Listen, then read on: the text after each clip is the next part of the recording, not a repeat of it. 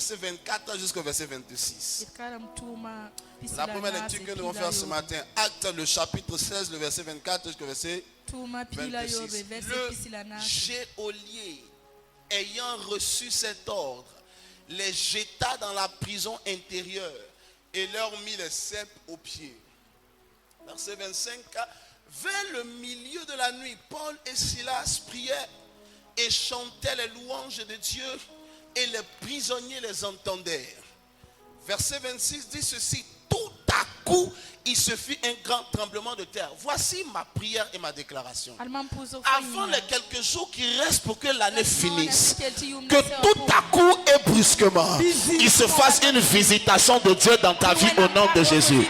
À ce stade de ma déclaration, si ton amen est sérieux, ta réalisation est effective au nom de Jésus. Ma Bible dit tout à coup. C'était quelque chose d'inattendu. C'était quelque chose d'inespéré. C'était quelque chose qui n'était pas programmé. Voici pourquoi on dit tout à coup. Alors que 2020 finit, la grâce que tu n'avais pas espérée, qu'elle apparaisse au nom de Jésus. La percée que tu n'attendais plus, qu'elle se manifeste dans ta vie au nom de Jésus. Quelqu'un m'a dit amen et la chose lui arrive. Amen. Tout à coup, un grand tremblement de terre en sorte que le fondement de la prison fut ébranlé.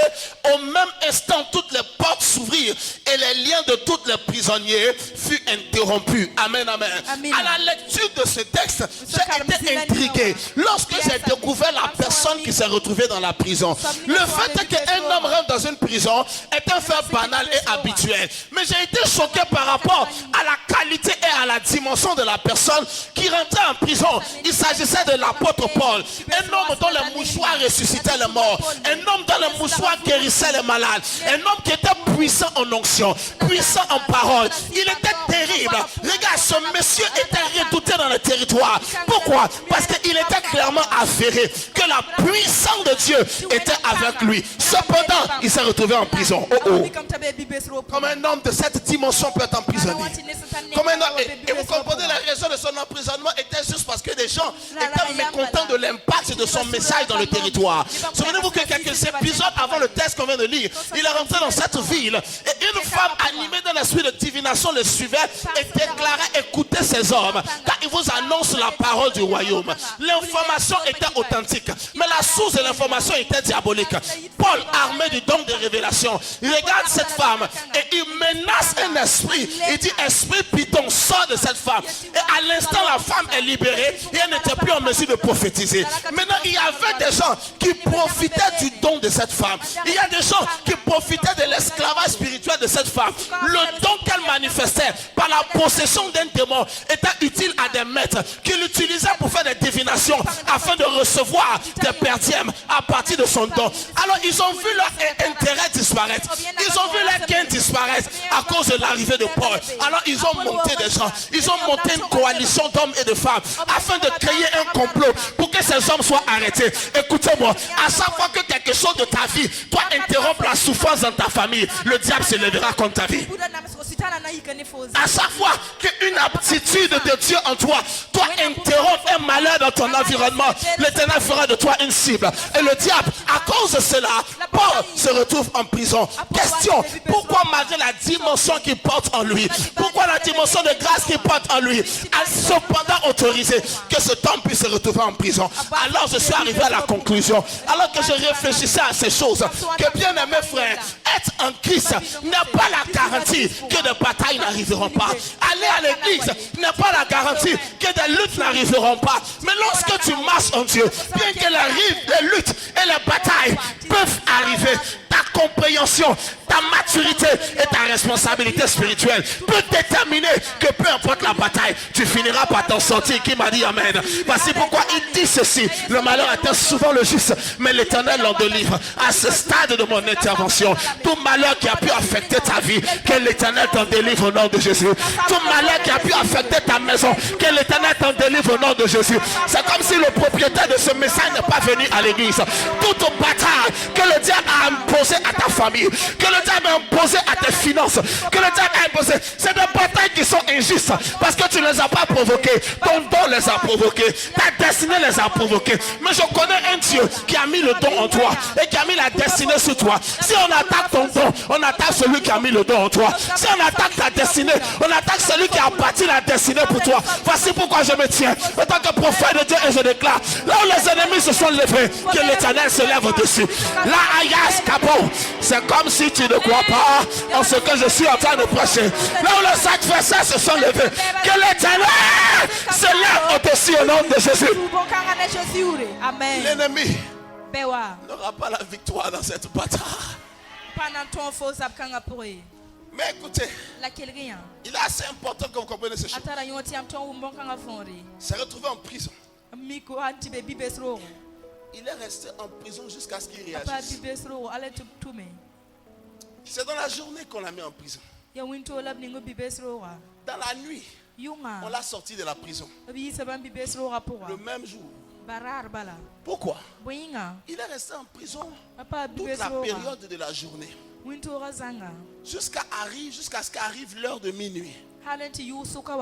Et à minuit, Paul réveille son compagnon Silas. Il dit, laisse que toi et moi, nous commencions à faire ce qu'il faut dans le monde de l'esprit pour changer la réalité que nous vivons dans le monde du naturel. Qu'est-ce que cela implique?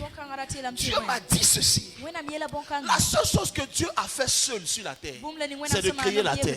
Depuis que Dieu a fini de créer la terre et qu'il a mis les hommes sur la terre, Dieu ne fait plus rien tout seul sur la terre. Est-ce que mon français est clair? Laisse-moi répéter ceci. La seule chose que Dieu a fait seul sur la terre, c'est de créer la terre et de mettre l'homme. Depuis le jour où Dieu a créé l'homme sur la terre, Dieu ne fait plus rien seul. Il fait toujours quelque chose avec un homme.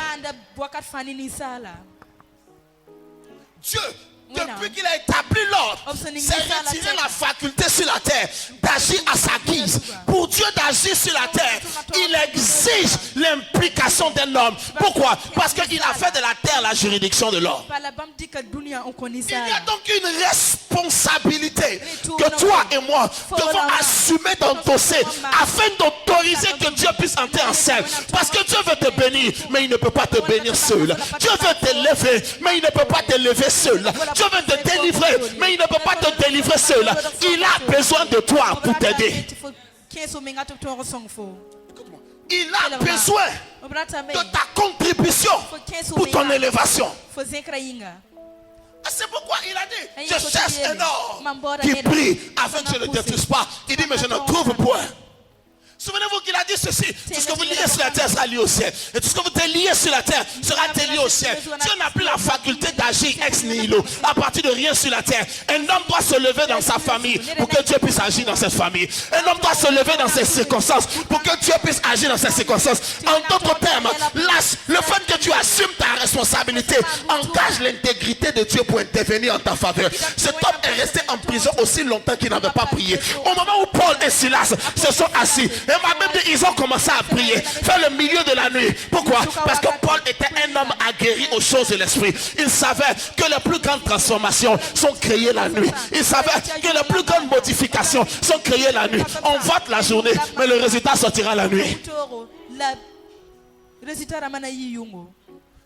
Il savait que le diable, lorsqu'il veut détruire, il vient pour sortir la nuit. Ma Bible déclare qu'un homme a bâti son champ, il a planté. Mais alors qu'il dormait la nuit, son ennemi est venu et il a semé l'ivraie. Quand ils se sont réveillés le matin, le champ était inexploitable. Personne ne pouvait plus profiter de ce champ. Pour quelle raison? Parce qu'il dormait et la nuit, son ennemi est venu. Voici pourquoi, quand tu marches la journée, le sorcier dort. Mais quand tu dors la nuit, le sorcier se réveille. Paul a dit, Silas, on nous a mis en prison, bien que Dieu est avec nous. Mais c'est le fait que Dieu est avec nous et ce qui va déterminer qu'on ne reste pas dans cette prison. Toi et moi, on est rentré en prison. On va emmener Dieu avec nous dans cette prison. Parce que si toi et moi, on rentre dans la prison, on peut y rester. Mais si Dieu rentre dans la prison, il ne peut pas rester. Il ne peut pas. Si Paul et Silas restent en Paul et prison, Silas ils peuvent y sont en prison. demeurer. Mais s'ils arrivent à emmener Dieu avec eux dans la prison, et comment est-ce qu'ils emmènent Dieu dans la prison? Ma Bible dit, ils prient et ils commencent à louer. Car vous découvrirez avec moi que Dieu siège dans la louange de son peuple. Alors qu'ils ont commencé à louer, Dieu dit, quelqu'un est en train de m'appeler. Il est en train de zoomer pour chercher la localisation géographique. Et il trouve que c'est dans une prison. Il dit, mais il y a un problème. Si je rentre dans cette boîte, personne ne peut plus rester. Même ceux qui sont coupables vont être obligés de sortir. Mais Dieu réfléchissait et Paul continuait à l'adorer. Oh papa, tu es celui qui libère les captifs. Oh Dieu, tu es le soleil de justice. Même si on m'a emprisonné injustement, je te loue quand je sortirai. Dieu était obligé de mettre un seul pied dans la prison. Toute la prison a tremblé. Un seul pied. Est-ce que je peux prophétiser? Un pied de Dieu descend dans la bataille des draps. J'ai envie de prêcher, mais le propriétaire du message n'est pas venu à l'église ce matin. Il est... Assieds-toi que je te parle. Il est de ta responsabilité de faire descendre Dieu. L'œuvre achevée à la croix est achevée par Jésus.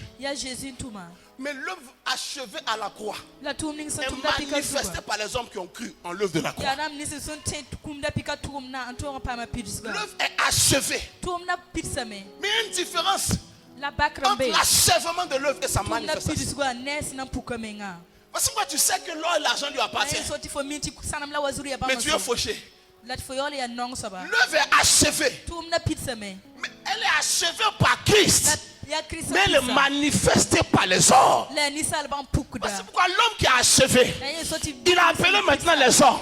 Et il dit, allez par toutes les nations.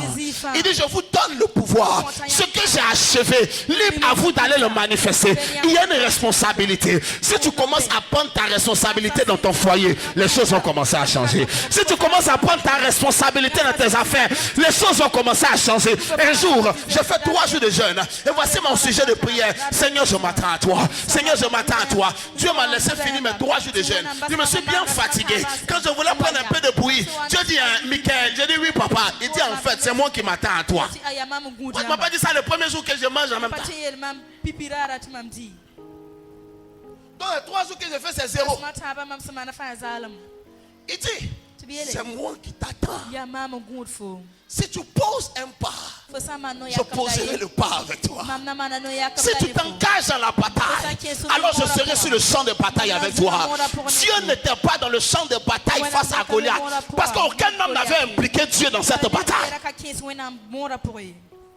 Si tu veux pleurer, pleure. Mais j'ai découvert depuis très longtemps que les pleurs n'activent pas le mouvement de Dieu. Si tu veux être triste, sois triste. Mais j'ai appris depuis longtemps que ta tristesse ne change pas la stabilité et la constance de Dieu. Ce qui fait mouvoir Dieu, ce n'est pas tes pleurs. Ce n'est pas dire, regarde, je suis un enfant de Dieu, je vais à l'église, pourquoi ça ne va pas? Dieu ne répond pas aux questions de tes doutes.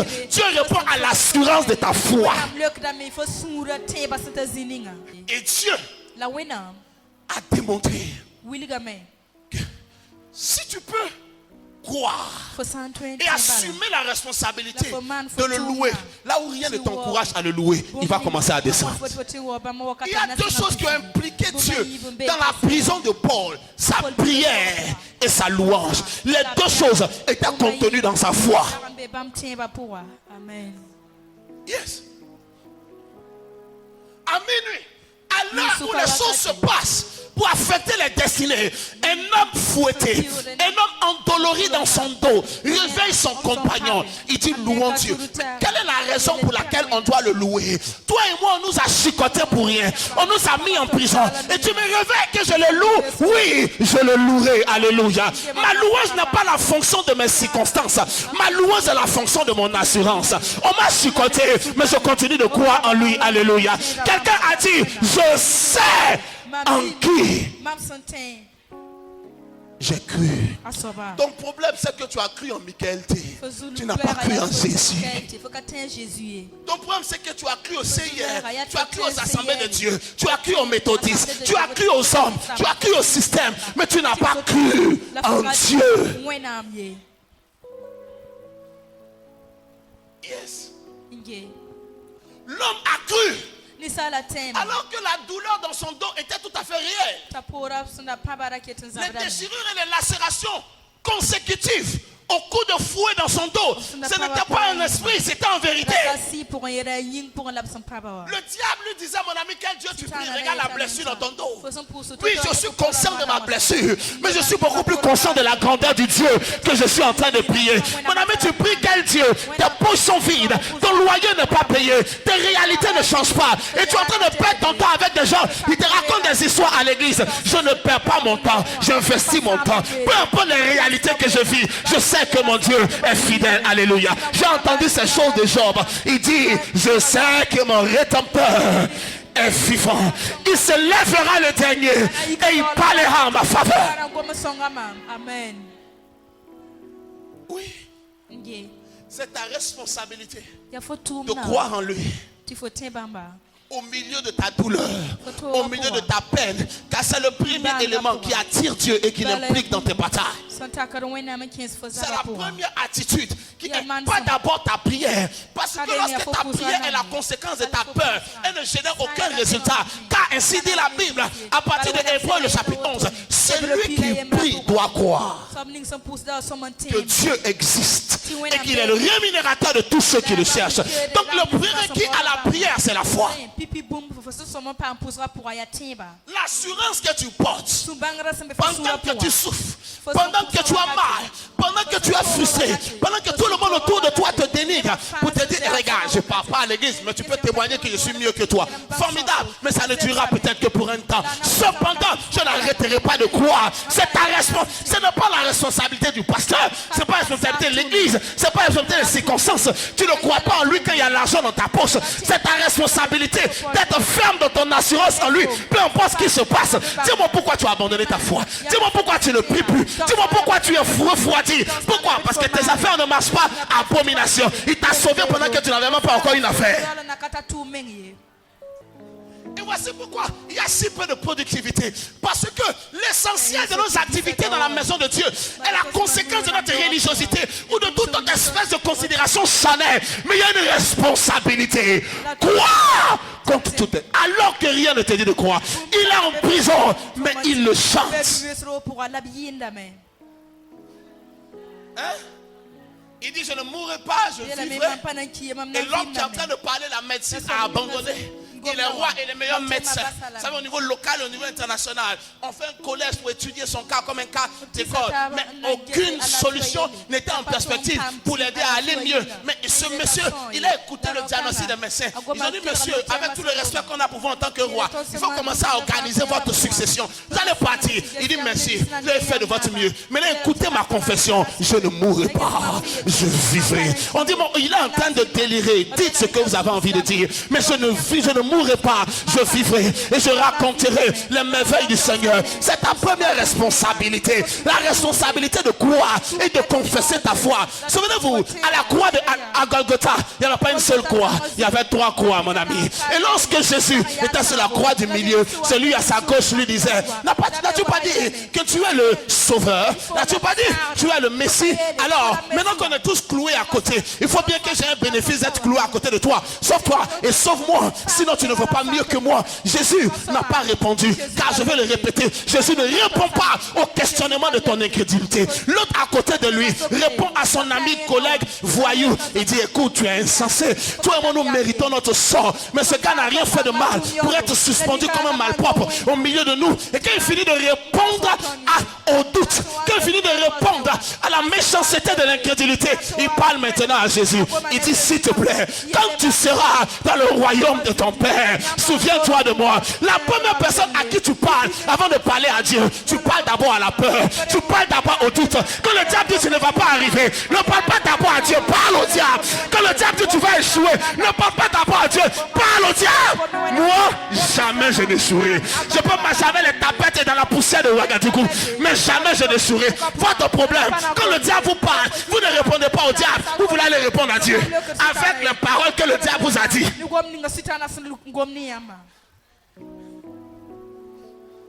Yes, Lord. Le monsieur a d'abord répondu aux mauvaises pensées. Il a d'abord répondu aux mauvaises paroles. Il dit tu n'es pas sensé, tu n'es pas normal. Quiconque t'a dit que tu perds ton temps à l'église, réponds-lui, tu resteras vivant pour voir le résultat de ma foi se réaliser durant l'espace de ta vie. Mais tu es enfant de Dieu et puis tu souffres. Oui, je souffre, mais je suis un enfant de Dieu. Je ne crois pas par rapport à ce que je vois. Je ne crois pas par rapport à ce que je vis. Je crois par rapport à ce que j'ai cru. Souvenez-vous, il a dit ceci: mon juste vivra par la foi. Je ne vois rien avec mes yeux, mais je crois. Mon ventre n'a pas encore attrapé d'enfant, mais je crois. Mon compte en banque est quasiment inexistant, mais je crois. Ta première responsabilité spirituelle, c'est de croire. Amen. Écoutez-moi, le monsieur est en prison. Tu peux être dans une prison quelconque aujourd'hui, mais ta responsabilité c'est de croire en dépit de la douleur que tu ressens. Parce qu'il est clair qu'il faut reconnaître que tu peux avoir mal, tu peux être découragé, c'est humain. Mais écoute-moi, le fait est que tu n'es pas uniquement humain, tu as aussi esprit. Alors quand l'humain est en train de vaciller, permets que l'esprit puisse grandir pour corriger les faiblesses de l'humain en toi. Silas, louons Dieu. Mais papa Paul, mon dos me fait mal. Fils, louons Dieu. Mais papa Paul, regarde, ils nous ont enfermés, ils nous ont humiliés. Notre nom est gâté. Silas, mon fils, louons Dieu. Il est fidèle. Je pense à la parole du psalmiste David. Lorsqu'il disait ceci: j'ai été jeune, aujourd'hui je suis vieux. Je n'ai jamais vu le juste abandonné, ni sa postérité mendiant son pain. Écoute-moi, il n'a pas changé. Il n'est pas sur le point de changer à cause des circonstances de ta vie. Mais il y a une responsabilité qui est la tienne, qui invite le mouvement de son opération. C'est de croire et de le louer. Amen. Tant que tu ne pries pas, ou tant que tu n'assumes pas ta responsabilité spirituelle, Dieu peut être dans les environs de ta vie et la destruction va affecter ta famille. Maman, il est l'heure, cette nuit quand tu rentres, laisse ton mari dormir, à genoux toi à côté du lit. Prends 1 heure, prends 2 heures, parle à l'âme de l'incrédule qui est couché, parle à l'âme de l'homme qui te blesse, qui te fait du mal, qui est couché. Prends ta responsabilité. Dieu veut descendre, mais un homme doit baisser le rideau pour que Dieu entre sur la scène. Fais-le, et le matin il se lève et encore il va te blesser, mais la nuit qui suit, continue, car ta première responsabilité c'est de continuer de croire, alors que la personne ou la réalité à laquelle tu crois te dit c'est plus la peine de croire.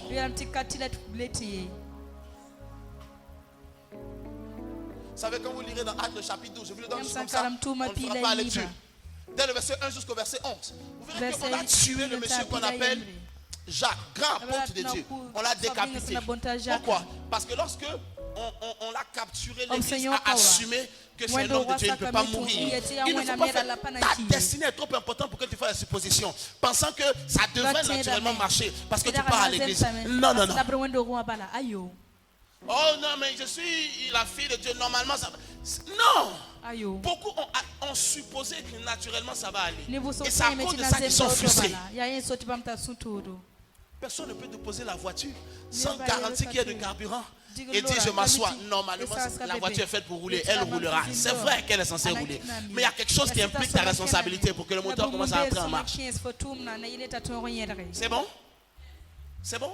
L'église a dit Dieu ne peut pas laisser mourir Jacques. Le lendemain, ils ont coupé sa tête.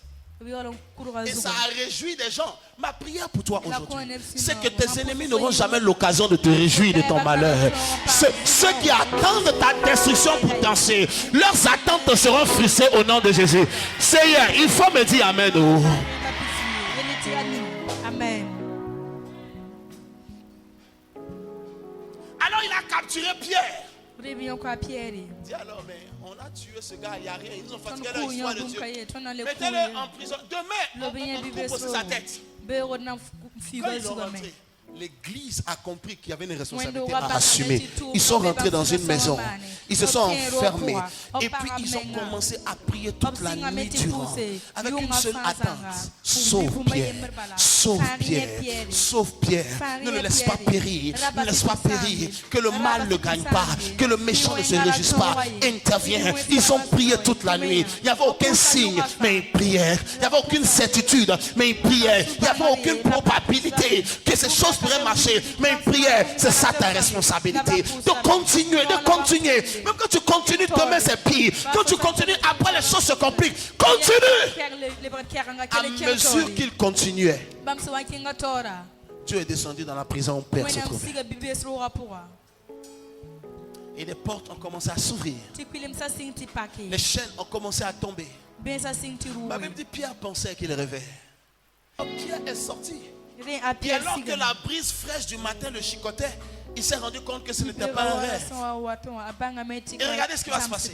La Bible dit, après avoir réfléchi, Pierre allant en direction de la maison de Rhodes. C'est exactement là-bas que les gens étaient en train de prier. Même personne n'avait dit à Pierre que c'est là-bas que les gens priaient.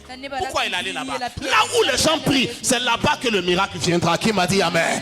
Personne n'a informé Pierre que là-bas les gens sont en train de prier. Mais quand il est sorti, le réflexe naturel qu'il a eu, c'est aller en direction de là où la prière qu'il a sauvée provenait. Mais voici ce qui va se passer. Alors que tu m'écoutes aujourd'hui, peu m'importe la prison dans laquelle tu as été laissé et abandonné, Jéhovah va descendre dans cette prison aujourd'hui. L'Éternel, la prison du célibat où on t'a enfermé, mon Dieu descendra dans cette prison où tu sortiras. Il a localisé Paul dans cette prison, ainsi que Silas, et il les y a sortis. Ton temps est venu aujourd'hui où tu sors de cette prison au nom de Jésus. Dans cette atmosphère, il y a l'onction suffisante pour te sortir de cette condition d'emprisonnement et d'esclavage. Alors que tu me dis Amen, cette chose est en train de t'arriver. Écoute-moi, là où on t'a enfermé, l'Éternel vient pour te faire ressortir au nom de Jésus. Là où on t'a humilié, l'Éternel vient pour te lever en public au nom de Jésus. Je ne resterai pas captif de la méchanceté des hommes. Je ne resterai pas captif des attaques diaboliques. Je sors de là.